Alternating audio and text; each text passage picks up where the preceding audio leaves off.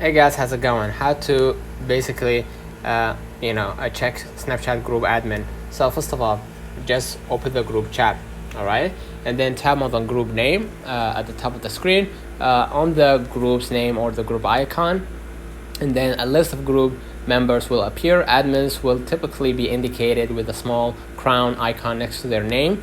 That's it. Now you can easily identify the group admin or admins. So let me know in the comments if this video helped you. Don't forget to like and subscribe, and thank you for watching.